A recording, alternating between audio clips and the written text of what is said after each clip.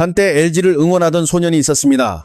그리고 시간이 흘러 그 소년은 LG가 아닌 두산의 유니폼을 입고 잠실 마운드에 올라 팀 승리를 책임지는 투수로 성장했습니다.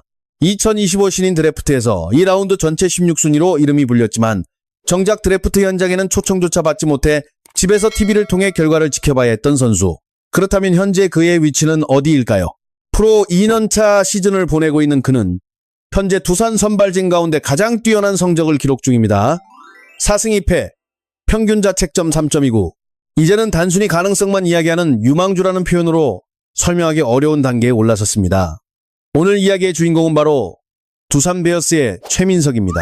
그가 어떤 과정을 거쳐 지금의 위치까지 올라왔는지, 그리고 어떻게 2년차 투수가 두산 선발진의 중심으로 자리 잡게 되었는지 시간을 거슬러 살펴보겠습니다. 최민석의 이야기는 시작부터 흥미롭습니다. 어린 시절 그가 마음속으로 응원하던 팀은 두산이 아니었습니다. 바로 LG 트윈스였습니다. 같은 잠실구장을 홈으로 사용하는 두 팀이지만 팬들에게는 전혀 다른 세계나 다름없습니다. 한 구장을 함께 쓰더라도 응원하는 마음만큼은 쉽게 섞이지 않는 법입니다. 그런 의미에서 최민석은 어린 시절부터 LG를 응원했던 이른바 엘린이었습니다. 그래서 훗날 두산 팬들은 그를 향해 특별한 별명을 붙였습니다. 바로 옆집에서 건너온 천사였습니다. 운명의 순간은 신인 드래프트에서 찾아왔습니다. 최민석을 선택한 구단은 두산 베어스였습니다. 지명 직후 진행된 베어스TV 인터뷰에서 그는 망설임 없이 이야기했습니다. 이제는 두산 팬이라고 말입니다. 두산 팬들에게는 더없이 반가운 한마디였습니다. 중대초와 양천중을 거쳐 서울고에서 성장한 최민석은 188cm의 훌륭한 체격 조건을 갖춘 우완 투수였습니다. 프로구단 스카우트들의 관심을 끌기에 충분한 자원이었지만 그렇다고 해서 고교 시절부터 전국적인 주목을 받던 초특급 1순위 후보는 아니었습니다. 실제로 그 사실은 2025 신인 드래프트 당일 장면에서도 확인됩니다. 그는 행사장 초청 명단에 포함되지 못했고 집에서 TV 화면을 보며 자신의 이름이 불리기를 기다려야 했습니다. 누군가는 현장에서 스포트라이트를 받으며 앉아 있었고 또 다른 누군가는 가족들과 함께 결과를 기다렸습니다. 반면 최민석은 집에서 조용히 발표를 지켜보는 입장이었습니다. 하지만 예상보다 훨씬 빨리 기회가 찾아왔습니다. 2라운드 전체 16순위, 두산 베어스가 서울고 투수 최민석을 호명한 것입니다. 생각보다 높은 순번에 자신이 지명되자 최민석은 놀라움을 감추지 못했습니다.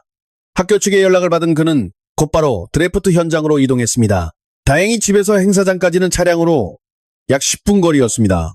조금 전까지 집에서 TV를 보던 선수가 불과 몇 분 뒤에는 현장에 도착해 두산 유니폼을 입고 있었습니다. 처음부터 주인공 자리에 앉아있던 선수는 아니었습니다. 그러나 자신의 차례가 오자 누구보다 빠르게 그 무대 위로 달려갔습니다. 어쩌면 이 장면이야말로 최민석이라는 선수를 가장 잘 설명해주는 순간일지도 모릅니다.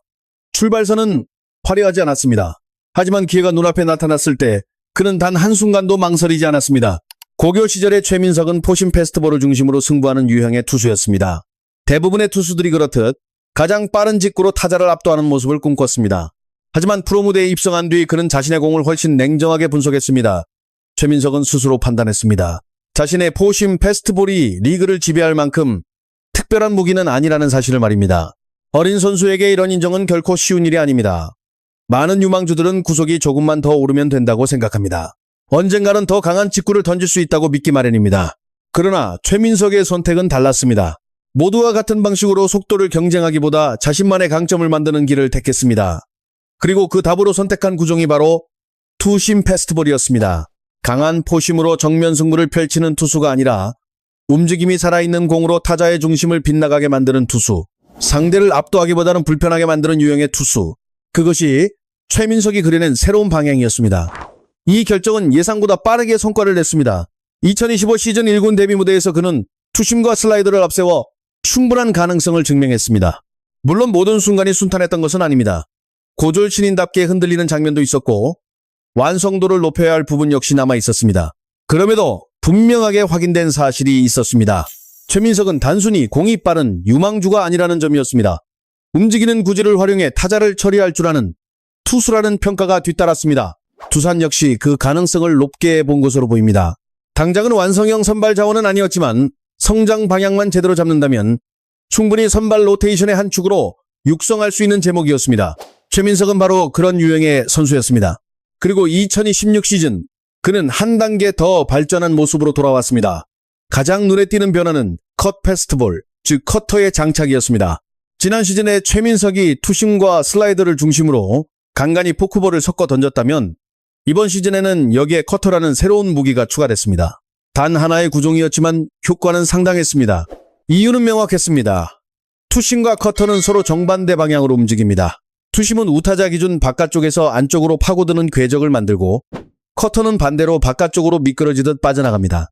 타자 입장에서는 두 공 모두 처음에는 비슷한 빠른 공처럼 보입니다. 그러나 막상 눈앞에 다가오면 서로 다른 방향으로 꺾입니다. 결국 타격 포인트를 정확하게 맞추기가 어려워집니다. 잘 맞은 듯 보였는데 배트 끝에 걸립니다. 제대로 타이밍을 잡았다고 생각했는데 땅볼이 나옵니다. 강하게 돌렸다고 느꼈지만 결과는 파울이 됩니다. 최민석이 올 시즌 안정적인 성적을 기록하는 이유도 바로 여기에 있습니다. 삼진만 대량으로 생산하는 스타일은 아닙니다. 대신 타자들이 시원하게 정타를 만들지 못하도록 끊임없이 괴롭히는 유형입니다. 구속만 보면 충분히 공략할 수 있을 것처럼 보입니다. 하지만 실제 타석에서는 공이 배트 중심을 계속 피해갑니다. 화려함보다 효율이 돋보이는 투수, 꾸준히 아웃카운트를 쌓아가는 투수. 현재 최민석의 모습이 바로 그렇습니다. 이제 그는 더 이상 잠재력만 이야기되는 선수가 아닙니다. 결과로 자신의 가치를 증명하는 단계에 들어섰습니다. 2026 시즌 초반의 최민석은 단순히 괜찮은 유망주라는 표현만으로 설명하기 어려운 투수가 됐습니다. 6월 초 기준 10경기에서 등판해 54와 3분의 2 이닝을 소화했고 4승 2패를 기록 중이었습니다. 평균 자책점은 3점 평균 자책점 3점이고 고졸 출신 프로 2년차 선수가 선발 로테이션 한 자리를 책임지며 이런 기록을 남긴다는 것은 결코 흔한 일이 아닙니다. 현재 성적만 놓고 보더라도 리그 상위권에 이름을 올릴 만한 수준입니다. 물론 시즌은 아직 많이 남아 있습니다. 상대 구단들도 가만히 있지 않을 것입니다.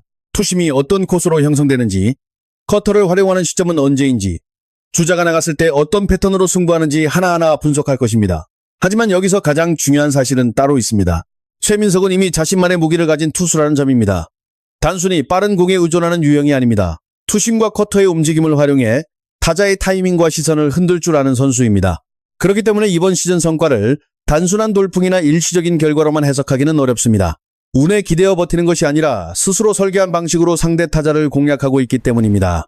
한마디로 영리하게 경기를 운영하는 투수입니다. 최민석의 이야기가 더욱 주목받는 이유는 또 있습니다. 바로 신인 드래프트 당시의 순번 때문입니다. 그는 1라운드 지명자가 아니었습니다.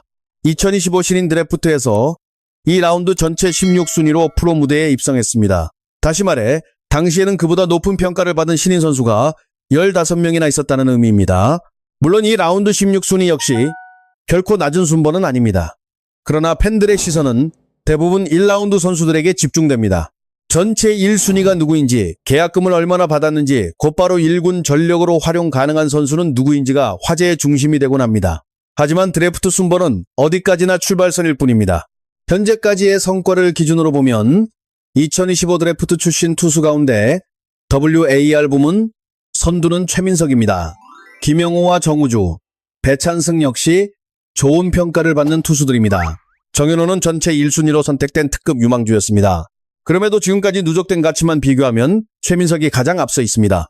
처음에는 드래프트 행사장에도 초청받지 못했던 선수였습니다. 그러나 프로에 들어온 뒤에는 누구보다 빠르게 자신의 존재감을 입증하고 있습니다. 물론 아직 모든 평가가 끝난 것은 아닙니다. 야구 선수의 커리어는 길고 고졸 2년차 투수가 넘어야 할 벽도 많습니다. 앞으로 부진한 시기가 찾아올 수도 있고 예상치 못한 어려움을 겪을 수도 있습니다. 하지만 현재 시점에서만큼은 분명하게 말할 수 있습니다.